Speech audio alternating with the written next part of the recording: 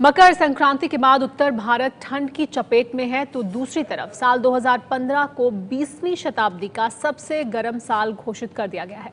मौसम में हो रहे इस बदलाव की एक बड़ी वजह धरती से बाहर हो रही घटनाएं भी हैं, जिनके केंद्र में है सूर्य।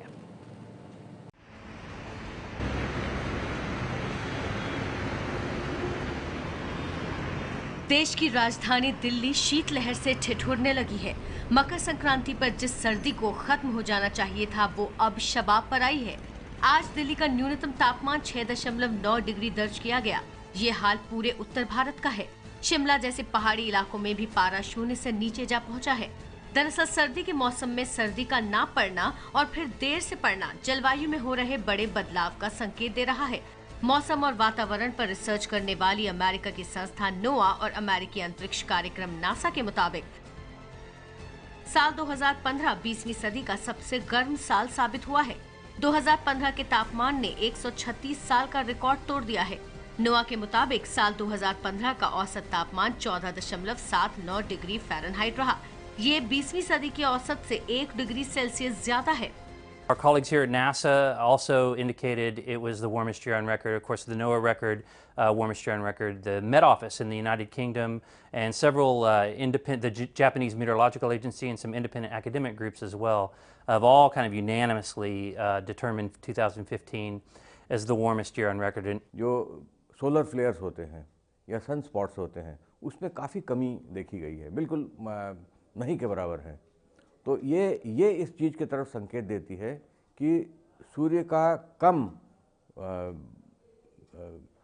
एक्टिविटी वो कहीं ना कहीं हमारे जो वातावरण को भी परिवर्तित कर रही है।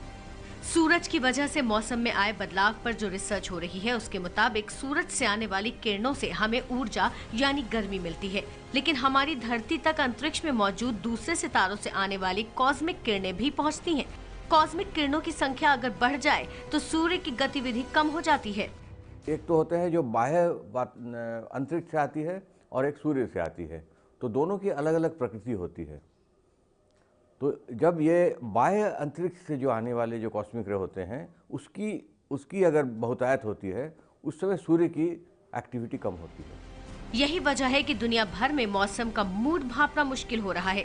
कहीं बाढ़ आ जाती है तो कहीं बेमौसम सर्दी और गर्मी पड़ने लगती है, लेकिन इस थ्योरी पर वैज्ञानिक बटे हुए हैं। अर्थ में हम जो कार्बन डाइऑक्साइड का इमिशन कर रहे हैं, उसके कारण जो ग्रीन हाउस वार्मिंग हो रही है, जो अब 1 डिग्री तक हो चुकी है, उसके कारण एक्सट्रीम वेदर इवेंट्स, ये कहीं ज़्यादा बारिश होना, कहीं ज़्यादा स्नो पड़ना, कहीं ज़्यादा गर्मी पड़ना, ये जो एक्सट्रीम इवेंट्स की फ्रीक्वेंसी बढ़ रही है।